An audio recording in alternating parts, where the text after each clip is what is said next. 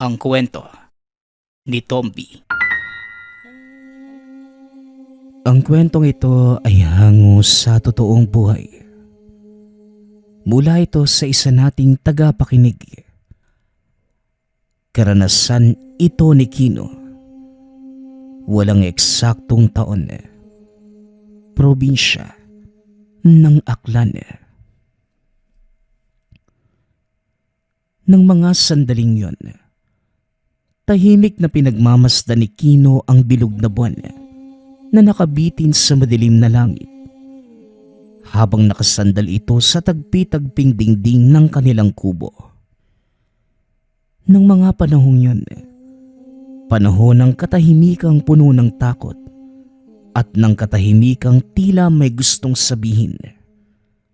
2 linggo na ring may matigas na batong nakadagan sa dibdib mula nang umalis ang asawang si Jasmine kasama ang kanilang 2 anak. Ang panganay na si Tasha, nasa 7 taong gulang, at ang bunso namang si Kiko na nasa 4 na taon. Ang pag-alis ni Jasmine ay hindi biglaan. Isa itong dahan-dahang pagkalusaw. Para itong isang pahinang unti-unting pinupunit sa aklat ng kanilang buhay. Walang ingay, ni walang pagtutol.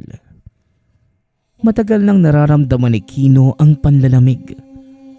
Ang dating tingin na puno ng pag-ibig ay napalitan ng malayong pagkawalang bahala. Hindi na siya nito madalas pinapansin.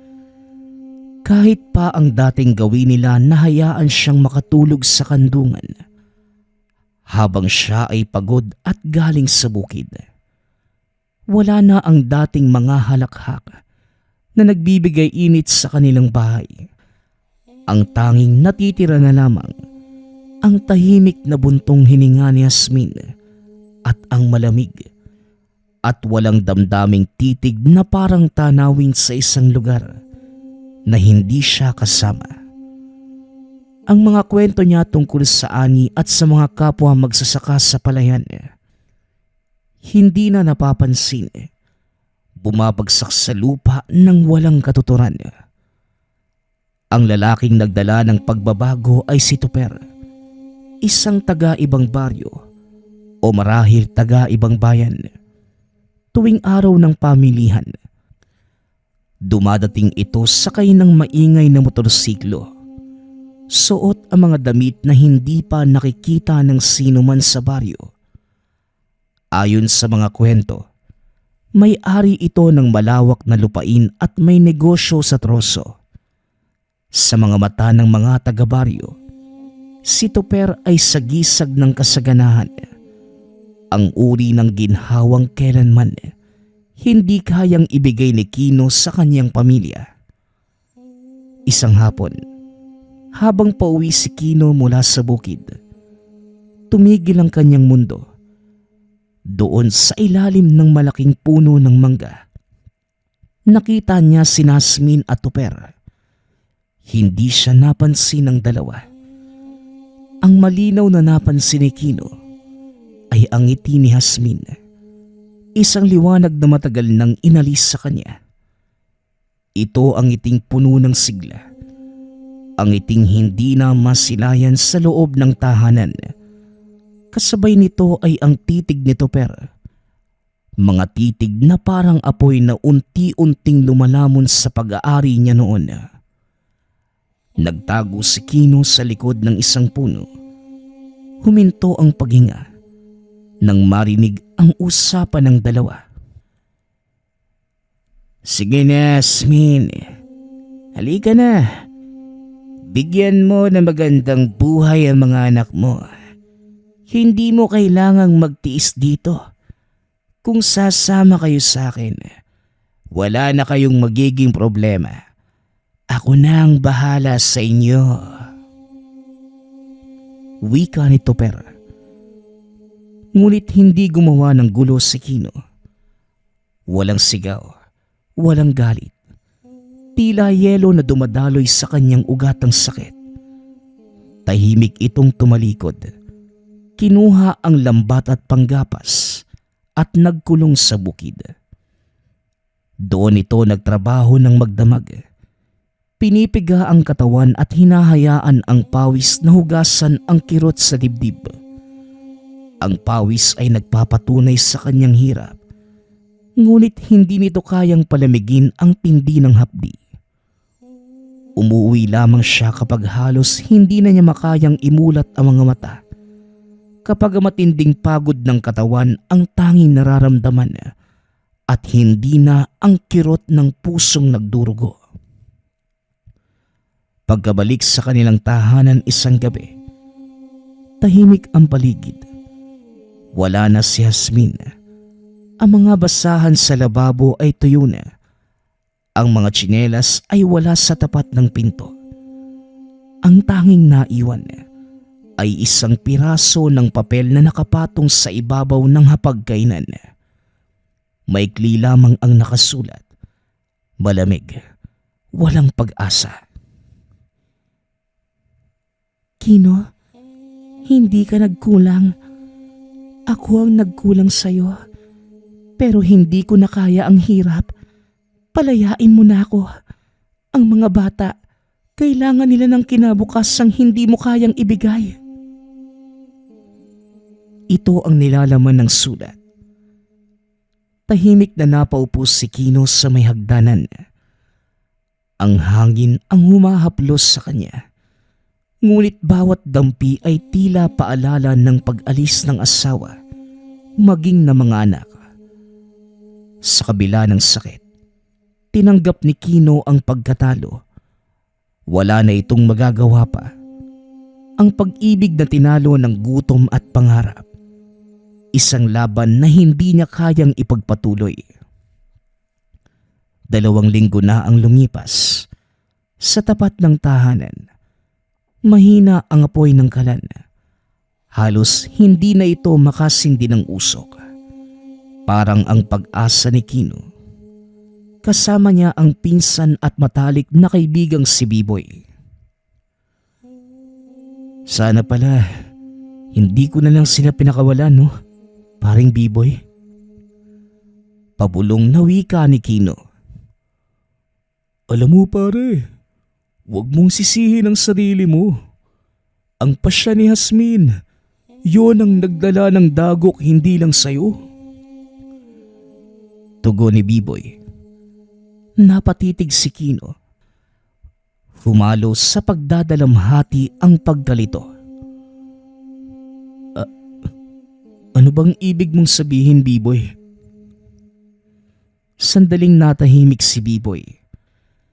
Hindi nakatuon kay Kino ang titig nito, kundi sa madilim na gabi.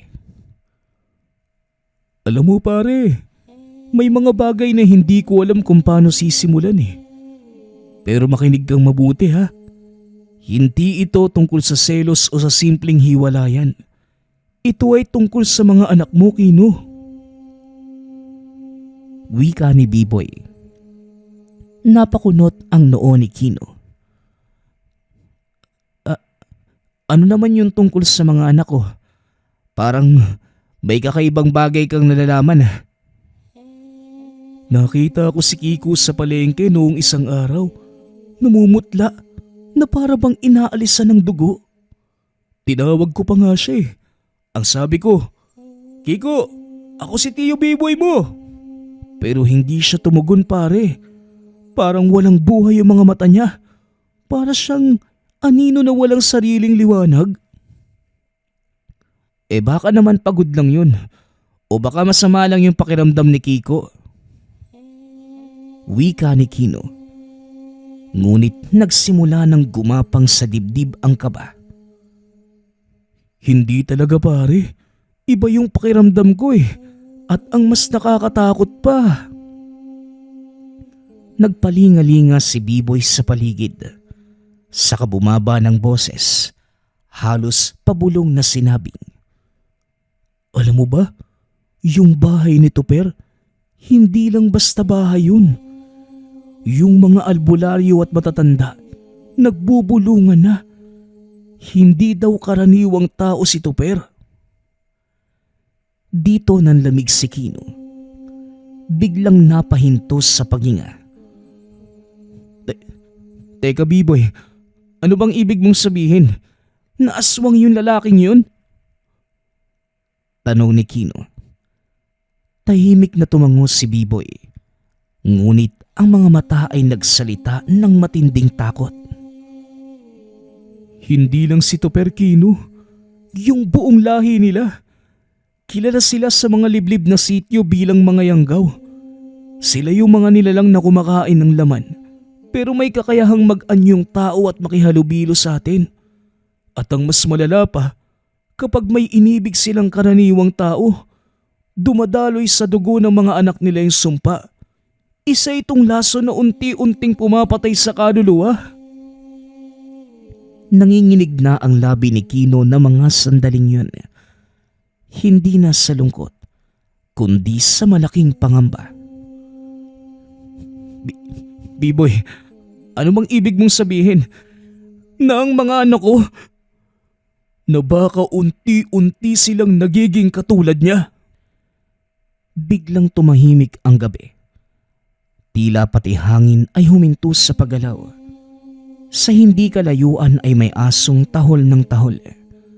Isang matinis na babala na tila galing sa mismong kadiliman. At dito, unang naramdaman ni Kino ang malamig na kilabot sa kaibuturan ng balat.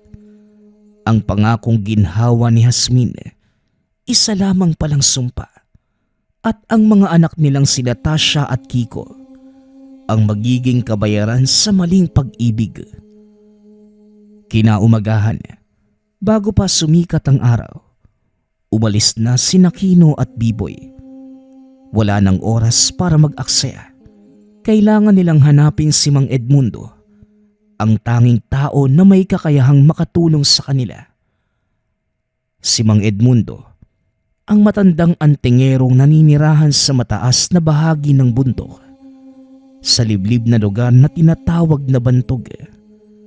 Walang ibang nangangahas umakyat doon maliban sa mga desperado o yaong may dalang handog. Ayon sa mga matatanda, may kakayahan si Mang Edmundo na makakita sa kaluluwa, tao man o hindi.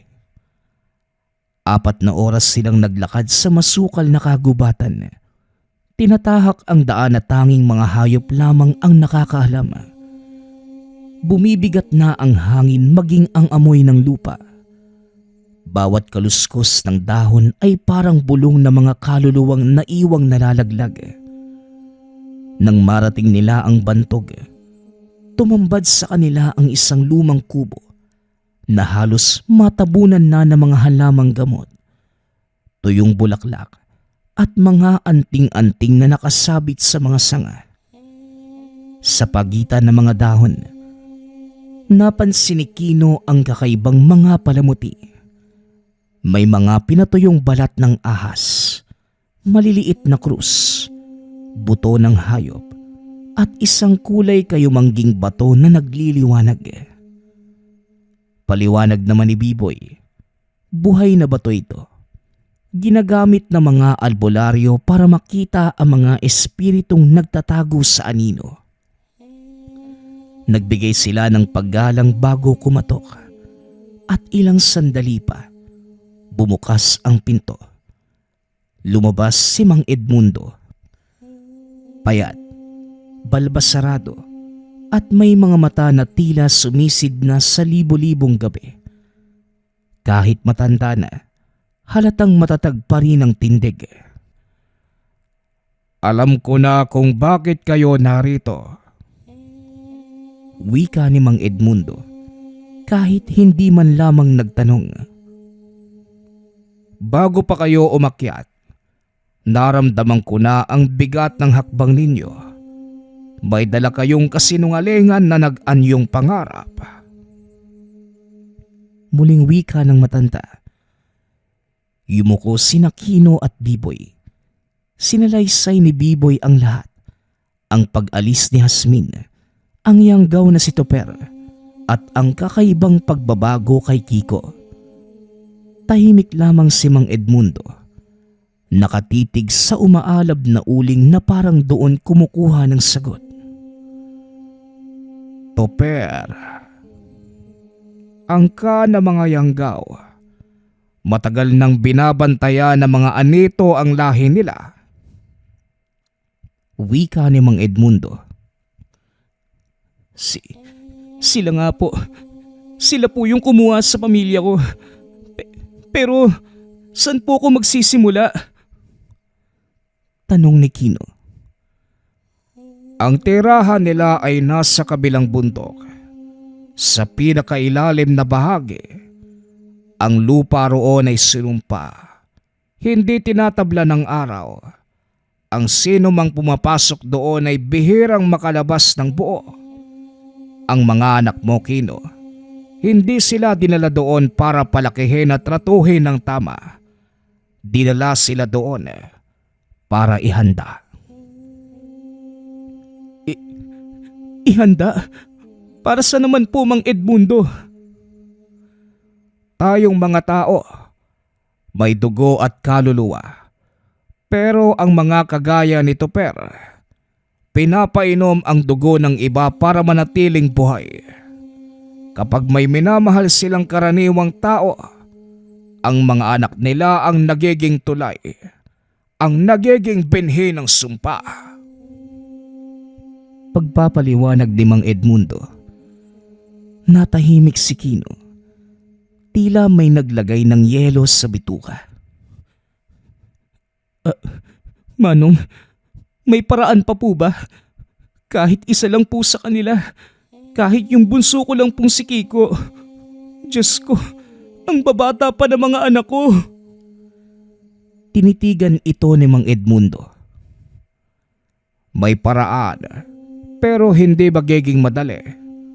Ang bahay ni Toper ay binabantayan ng mga sigbin.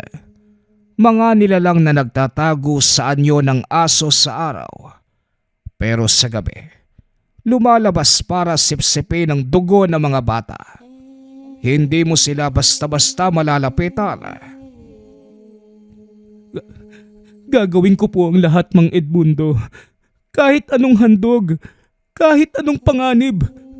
Tulungan niyo lang po ako makuha ulit yung mga anak ko.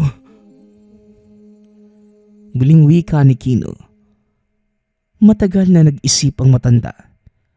Kinuha nito ang isang piraso ng pinatuyong ugat at tinapon sa apoy.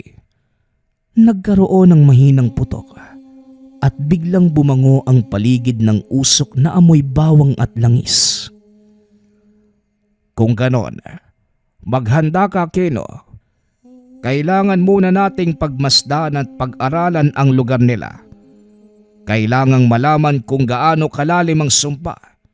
At kapag hinarap mo na si Jasmine, huwag kang mag-aatubiling pumatay. Dahil ang makikita mo roon ay hindi na ang asawa mong nang iwan sa'yo. Wika ni Mang Edmundo. Napatango na lamang si Kino. Bagaman nanginginig ang mga kamay, bago sila umalis, binigyan sila ni Mang Edmundo ng maliit na supot ng pulbos. Isaboy nyo yang kapag naramdaman yung may nakatitig sa inyo sa dilim.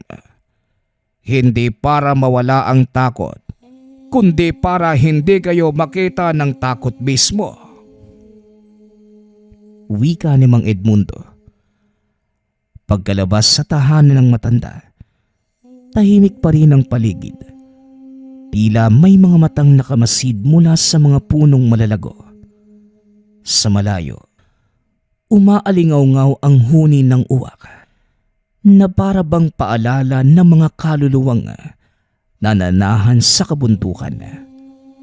At habang pababa sina Kino at Biboy, nagsisimula ng gumapang sa lupa ang hamog.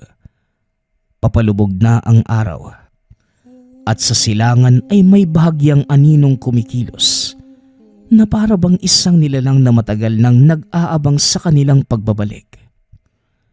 Kinagabihan, naglakbay sina Kino, Biboy kasama si Mang Edmundo papunta sa mismong tahanan ng mga yanggaw. Tahimik ang daan Ang katahimikan ay nakakabingi. Ang tanging madidinig ay ang kanilang mga yapak at hampas ng hangin sa mga puno. Nawala na ang karaniwang ingay ng kuliglig at palaka.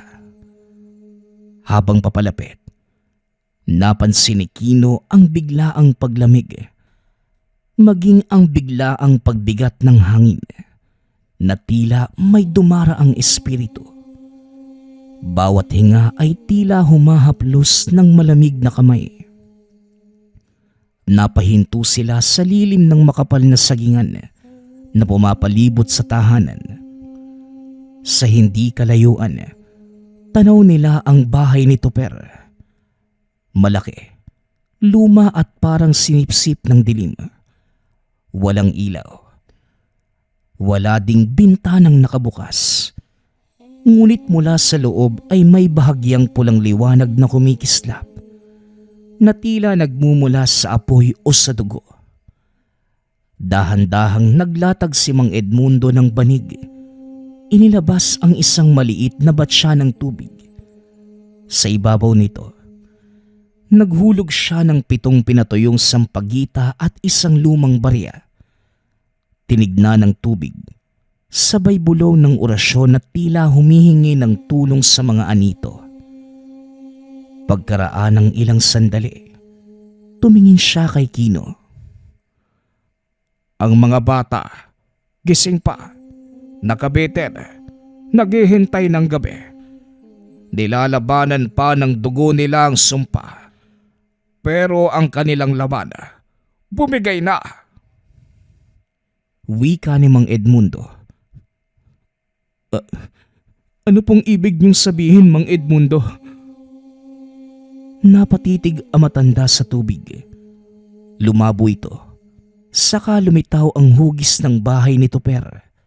At sa ilalim nun, mga anino na gumagalaw na hindi galing sa tao. Ang bawat yanggaw ay dumaraan sa ritual bago maging isa sa kanila. Ang mga anak mo, inihahanda nila, at ang mga sigbin sila ang mga bantay. Ngunit hindi pa sila nakakahinga nang biglang sumingit ang isang malalim na huni ng ibon. Ngunit masyadong mababa na tila nanggagaling sa ilalim ng lupa. Sinundan ito ng tunog ng mabibigat na paa mula sa ilalim ng tahanan. 4 na nilalang ang gumapang palabas. Malalaki ang katawan, parang kambing. Ngunit ang kanilang ulo ay nakabaliktad. Nasa pagitan ng mga hita, ang mga mata ay nagliliyab na parang uling sa dilim. At ang amoy ng nabubulok na hayop biglang kumapit sa hangin. Sila ang mga sigbin, mga alaga ni Tupper. Huwag kang titingin sa mga mata nila, Kino. Wika ni Mang Edmundo. Tahimik silang nanatili sa likod ng mga puno. Pagkaraan ng ilang sandali, bumukas ang pinto ng tahanan. Lumabas si Tupper. Hubad ang pangitaas. Pasan ang isang sako na may tumutulong itim na likido. Ang bawat hakbang ay parang nagpapabigat sa lupa. Sumunod sa kanya ang mga sigbin na para bang aso na tapat sa kanilang amo. Tahimik nilang pinanonood si Tupper habang papasok ito sa gubat. Ngunit hindi si Tupper ang nagpatindig ng balahibo kay Kino. Sa itaas, mula sa bintana ng tahanan, sumilip ang isang bata. Si Tasha. Walang buhay ang mga mata. Maputla ang balat. At sa ilalim ng liwanag ng buwan, may mapulang aninag na tila nagmumula sa loob ng katawan ni Tasha. Pare, tignan mo si Tasha, oh. Hindi ko na siya makilala. Parang hindi na siya yung panganay ko. Wika ni Kino. Ang tinig nito ay puno na matinding kalungkutan at panginginig. Alam ko, pare, pero hindi pa huli ang lahat. Nasa loob pa rin ng katawan yung kaluluwa nila. Hindi pa sila tuluyang nawawala. Tugon ni Biboy. Pilit na pinatatatag ang tinig para sa kaibigan. At bago magbukang liwayway, tahimik silang lumisan. Walang nagsalita. Alam nilang ang pagbalik nila ay hindi na para manood, kundi para harapin ang sumpa at bawiin ang buhay. Sa likod nila, mula sa tirahan ng mga yanggaw, may nadinig sila na munting tawa ng bata. Mabagal, paulit-ulit, at lumalalim ang boses habang lumalayo sila. Parang tawa na hindi na inosente. Matapos ang kanilang nakakagimbal na paglingon sa tahanan ng mga yanggaw, hindi na nagkahiwa-hiwalay si Aquino, Biboy at Mang Edmundo. Ang pulang aninag sa mga mata ni Tasha at ang mga sigbin sa ilalim ng bahay nagdulot na matinding pagmamadali. Wala nang panahon para mag-atubili. Nagtipon sila sa maliit na kubo ni Mang Edmundo.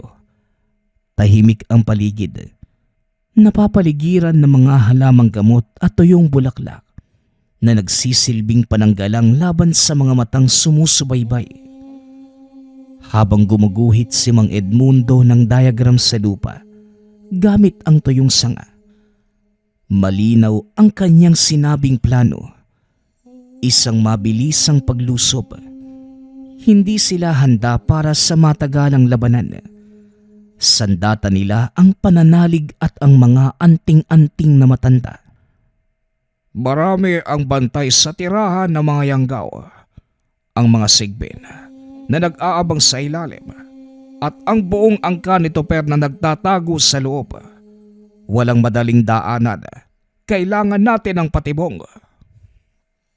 Wika ni Mang Edmundo habang ginuguhit ang mga linya sa lupa. Ako na ho yung gagawa ng patibong. Dadalhin ko yung buhay na bato. Kahit hindi ako biyasa, alam kong takot yung mga nilalang na yun sa liwanag na dala ng agimat na ito. Kahit na panandalian lang. Alok ni Biboy. Handa itong magsakripisyo para sa pinsan.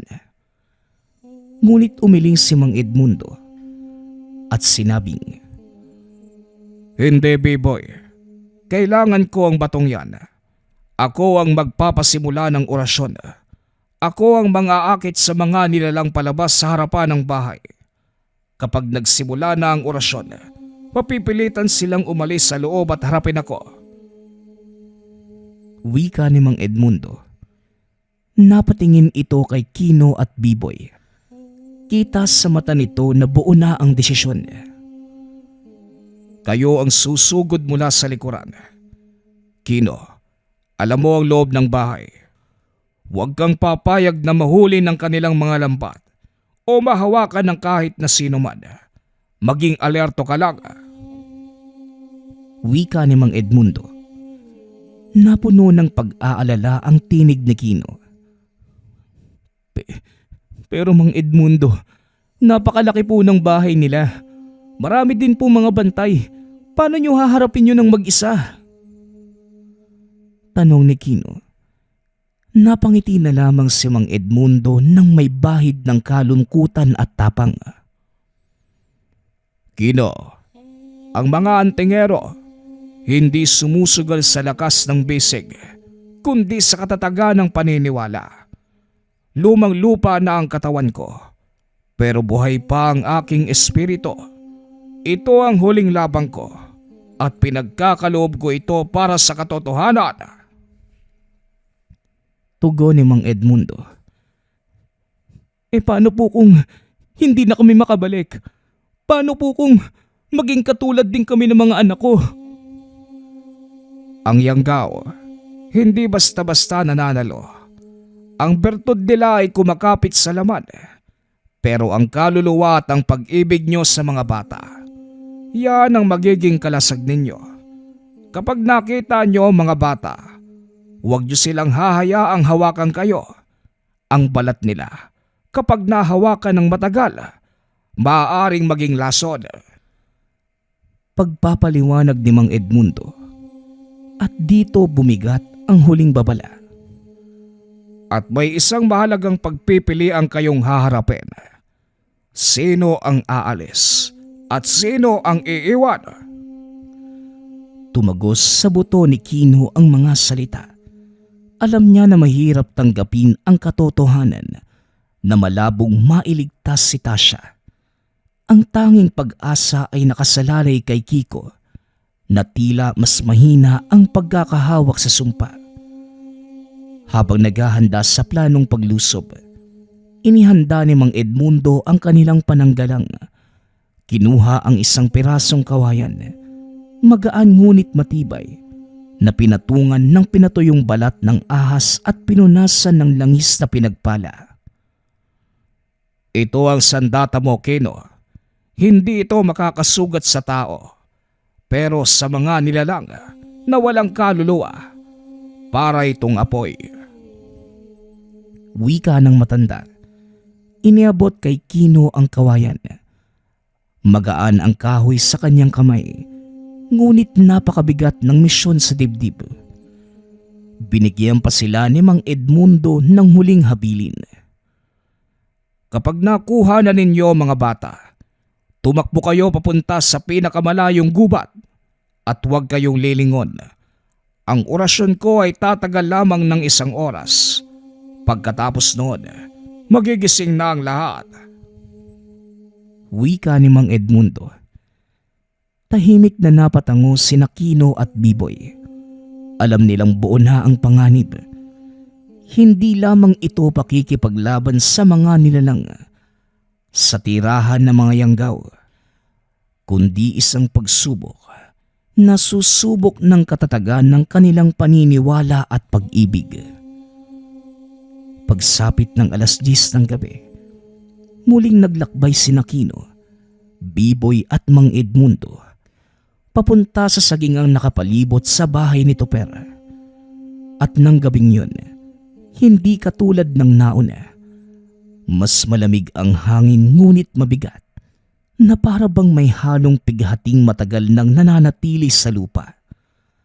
Ang karaniwang huni ng kuliglig ay napalitan ng nakakabinging katahimikan, at ang mga ilaw ng alitaptap naglaho na parang tinangay ng dilim. Sa buong paligid, may kakaibang amoy na nagmumula sa lupa. Amoy na tila pinaghalong dugo, dumi at lumang karne. Nagkatinginan silang tatlo. Batid nila na may mga matang nakamasid sa kanila kahit wala silang nakikita. Tahimik silang nagiwahiwalay. Si Mang Edmundo ay nagtago sa likod na malaking puno ng balete sa tapat ng bahay. Sa lilim ng mga ugat, nagsimula itong maghanda ng mga gamit. Ang basyong botelya ng langis, ilang dahon ng alibutong, at ang mahiwagang agimat. Samantala, sina Kino at Biboy naman gumapang papunta sa likuran ng bahay. Dahan-dahan, halos hindi na humihinga. Dito nila nakita ang maliit na siwang sa sahig. Ang parehong siwang na dinaanan ni Toper noong nagdaang gabi. Dito tayo pare. Siguraduhin mong may suot kang tsinelas ha. Ang sabi ni Mang Edmundo, ang mga sigbi nag-iiwan ng laway sa lupa. Nakakahilo yun kapag nadikit. Wika ni Kino. Tahimik lang si Biboy. Nanginginig ang mga kamay. Ngunit ang mga mata ay nanatiling matalim. Puno ng takot ngunit determinadong matapos ang lahat.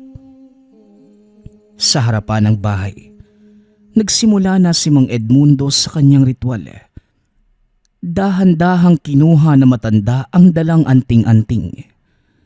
Itinaas ito sa ilalim ng malamlam na liwanag ng buwan. Biglang nagliyabang bato. Naglabas ng maputlang pilak na nagliliwanag na tumatama sa mga dahon. Kasabay nito, nagsimulang mag-usal si Mang Edmundo ng isang orasyon sa lumang wika na tila gumagapang sa hangin at lupa. Sa ngalan ng liwanag at banal na kalasag, pigilan ang laman, biguin ang mga sumpa. Lumantad kayo sa aking harapan, mga hayop na walang kaligtasan, mga bantay ng dilim, magsihinto kayo.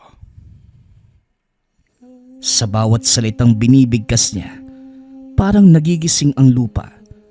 Umunos ang hangin at ang bahay ni Tupper umuga na para bang may mga kaluluwang nakakulong sa ilalim nito.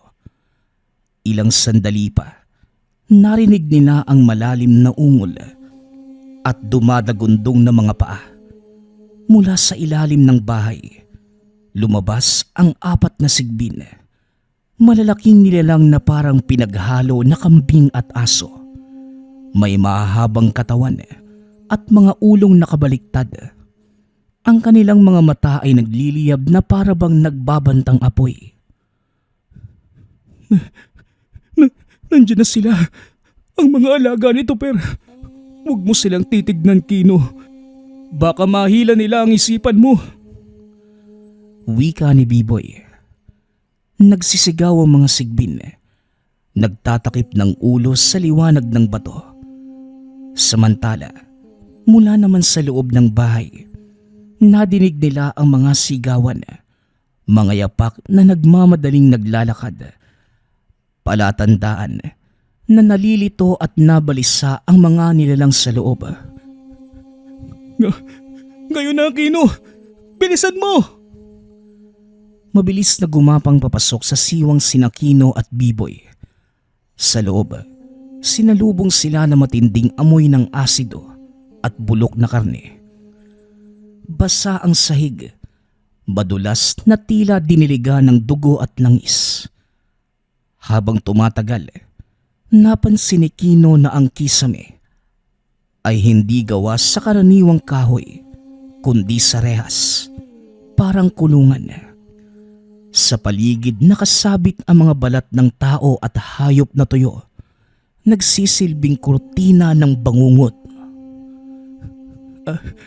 Anak ng... Ano bang lugar to? Wika ni Kino. Pagkalingon sa kanan, may nakita itong gumagalaw sa dilim. Mga katawang nakabitin, baliktad at nakatali sa mga lubid. 2 rito ay kagad niyang nakilala. Biboy, naroon sila. Naroon yung mga anak ko. Wika ni Kino. Si Tasha at Kiko, kasama ang 2 pang batang hindi kilala. Lahat sila ay may itim na marka sa leeg at sa kanilang balat may mga bakas ng sugat na tila inukit ng kamay ng demonyo. Ngunit napansin ni Kino si Kiko, ang bunso na bahagyang kumilos. Ako na kay Kiko. Ikaw na kay Tasha, Biboy. Kino, wag. Tignan mo yung mga mata ng anak mo. Tumingin si Kino sa panganay. Si Tasha ay nakadilat. Ngunit hindi yon ang mga matang kilala niya. Ang dating inosenteng bata ay napalitan ng malamlam, matandang nilalang. Sa mga labi nito ay may bahagyang ngiti. At sa boses na parang huni ng ipis na may kasamang alingaw-ngaw, bigla itong nagsalita. Tatay, sumama na po kayo sa amin. Dito, wala nang sakit. Masarap po rito. Ang tinig nito ay matinis, parang may kasamang libo-libong kaluluwa. Nabitawan ni Kino ang dalang sandata at napasigaw sa sakit ng damdamin. Hindi. Hindi ikaw si Tasha. Ngunit huli na. Nagsimulang gumalaw ang katawan ni Tasha. Parang manika na ginagalaw ng hindi nakikitang kamay. Huli na, Biboy. Si Kiko na lang. Nasa kalagitnaan si Kino ng pagputol ng lubid. Nang biglang may malakas na kalabog mula sa itaas. Parang bumigay ang kisame at mula roon, isang katawan ng bumagsak. Nagkalat ang alikabok at mga piraso ng kahoy. Hasmin? Sigaw ni Biboy na napaatras sa gulat. Ngunit hindi si Hasmin ang bumagsak. Hindi na ito ang babaeng nakilala ni Kino. Ang nilalang na nasa sahig, isang kahindik-hindik na anyo ng dating asawa ni Kino. Nanunuyot na ang mga balat na parang punong kahoy. Lumilitaw na ang mga buto sa tadyang. Ang mga kamay at paa ay mahaba, baluktot at nagtatapos sa matutulis na kuko na parang sa buitre. Mula sa kanyang bibig, tumutulo ang maitim na laway na may amoy ng nabubulok na dugo. At nang dahan-dahan itong iniangat ang ulo, nagniningas sa pula ang mga mata. Hindi ito mata ng tao, kundi ng mga nilalang na ganap ng nilamon ng sumpa. Kino, akin ka. Akin ang lahat. Hindi mo maaaring kunin ang binhi. Wika ng dating asawa. Nanginginig si Kino, ngunit hindi sa takot, kundi sa galit. Hindi na yon ang tinig ng kabiyak. Ito ay boses mula sa kadiliman. Hinila niya ang kawayan na binigay ni Mang Edmundo, ang sandatang binasbasa ng langis sa tabo. Lumayo ka sa aking hayop ka. Alam kong hindi na ikaw si Hasmin. Wika ni Kino, sabay hampas. Tumama ang kawayan sa balikat ng nilalang. Ngunit sa halip na tunog ng laman, isang matinis na lagutok ang nadinig. Parang naputol na sanga. Napaatras ang yanggaw at naglabas ng malakas na hiyaw na tila sinisigaw ng libo-libong kaluluwa. Sa sobrang bilis, umakyat ito sa kisame, kumapit sa rehas at gumapang na parang ahas na may mga kuko. Kino, tayo na! Nakuha ko na si Kiko! Bilisan mo! Sigaw ni Biboy. Bit-bit ang walang malay na bata. Tumingin si Kino kay Tasha na nananatiling nakabitin. Ngunit ngayon, tahimik itong nakangisi ng malamig at wala ng buhay. Parang pinupunit ang puso ni Kino ng mga sandaling yun. Alam niyang wala na siyang magagawa pa. Isang patak ng luha ang dahan-dahang pumatak sa pisngi. Hudyat ng kanyang pagpapalaya sa anak mula sa pag-asang mailigtas ito. Patawad, anak. Wika ni Kino. Habang gumagapang sila palabas ng siwang, biglang nanginig ang lupa. Ang liwanag ng anting-anting ay unti-unti nang nangihina. At ang mga dasal ni Mang Edmundo ay napalitan ng mga sigaw at pag-ungol. Patay tayo nito. Gising na ang mga yanggaw. Pati ang mga sigbin. Wika ni Biboy habang pilit na binubuhat si Kiko. Pagkalabas nila sa siwang, sinalubong sila ng malamig na hangin, kasabay ng isang anino na humarang sa kanilang daraanan. Ang anino ay naging anyo ng lalaki, nakangiti ng nakakaloko, may mga mata na nagliliyab sa pula. Aba, ang tatapang ninyo, mga inutil, pero huli na kayo. Kumalat na ang aking bertud at ang mga anak ng dilim ay tuluyan ng gigising. Itinaas nito perang kamay. Mula sa likod ng bahay ay naglabasan ang mga sigbin. Umiiyak sa galit. Nag-uunahan pang makalapit. Kino, tumakbo ka na. Ako nang bahala rito. Wika ni Biboy, sabay saksak ng itak kay Tupera. Tumigil si Kino, sandaling nag-alinlangan, ngunit nakita niya ang desperasyon at pagmamahal sa mukha ng kaibigan. Alam niya na kung hindi siya susunod, parehas lamang silang mamamatay. B-boy, patawarin mo ako. Huwag mo kong alalahanin, Kino. Bilisan mo na. Dalhin mo si Kiko. Yun lang yung mahalaga. Wika ni B-boy. Mabilis na tumakbo si Kino. Bit-bit si Kiko. Habang sa likod ay nadidinig ang mga sigaw at kalansing ng mga kuko. At ang huling laban ni B-boy. Patuloy lamang sa pagtakas si Kino. Hindi na siya lumingon. Tumakbo si Kino nang walang direksyon hanggang sa marating ang pinakamadilim na bahagi ng kagubatan. Doon siya huminto, hingal na hingal, sa ilalim ng isang malaking punong kahoy. Inihiga niya si Kiko sa ugat nito. Tinabunan ng mga dahon ang anak para magsilbing proteksyon sa lamig ng paligid. Kiko, anak, ligtas na tayo. Bulong ni Kino. Pilit pinapakalma ang sarili kahit nanginginig pa rin ang boses. Napuno ang paligid ng mabigat na katahimikan. Ang mga huni sa gubat ay hindi na bumalik. Makalipas ang ilang oras, habang pumuputok ang liwanag ng umaga, may nadinig itong mga yapak. Mabagal, parang tulad ng isang pilay.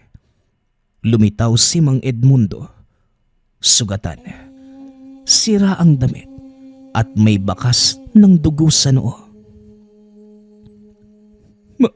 Mang Edmundo, salamat at ligtas po kayo. Si B-boy. Umiling lamang ang matanda. Namumugto ang mga mata. Patawad, Kino, pero nahuli na ako. Natahimik si Kino. Ang huling pag-asa ay nawala na. Nilingon niya si Kiko na ngayon ay unti-unti nang nagigising. Pinilit pa rin niyang ngumiti.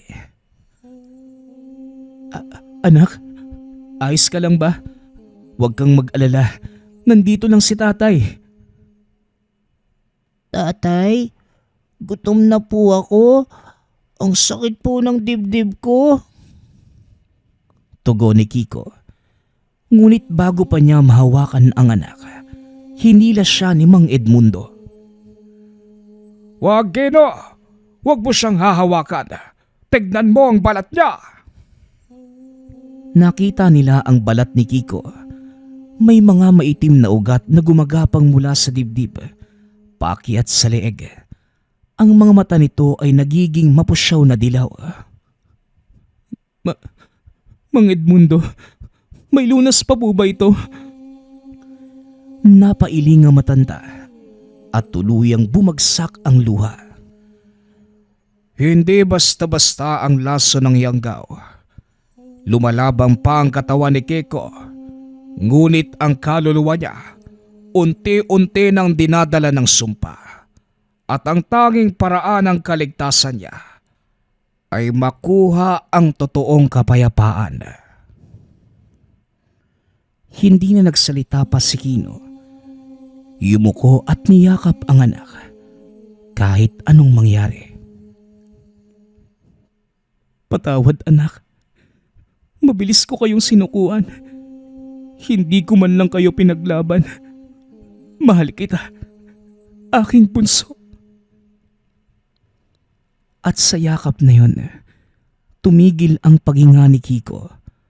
Ang unang sinag ng araw ay dumampi na sa mukha.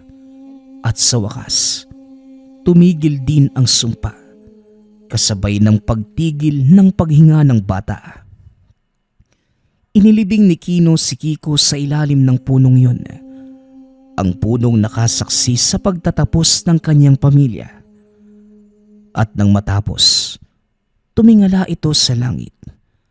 Sa unang pagkakataon, matapos ang lahat, may liwanag na muling tumama sa kanyang mukha ng mahina. Ngunit totoo.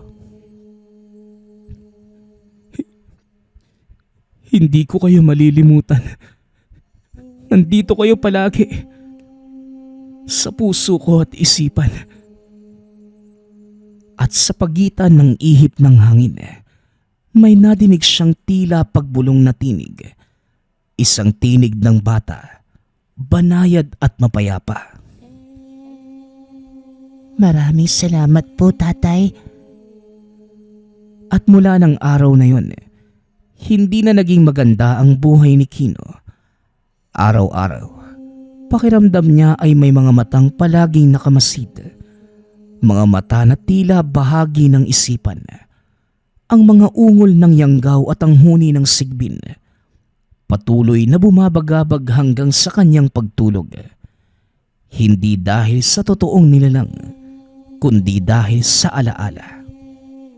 Dinala ito ni Mang Edmundo sa isang liblib na tribo sa kabundukan, kung saan ang mga tao nabubuhay sa ilalim ng mahika at orasyon upang dito na manirahan. Doon ay dahan-dahang nawala ang pakiramdam ng pagmamasid.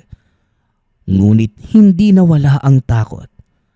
Ang pagkawala ni Jasmine, ang pagkabigo na mailigtas sina Tasha at Kiko, at ang kabayanihan ni Biboy na nagdulot ng malalim na sugat sa kanyang kaluluwa.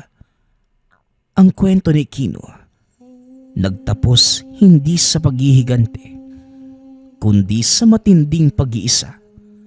Ang kanyang trahedya ay naging paalala sa mga taga-baryo na sa buhay, ang kasakiman may kakayahang mag-anyong yanggaw, at ang pag-ibig maaaring maging kasing panganib ng lason kung ito ay magdudulot ng sumpa sa hindi inaasahang nilalang.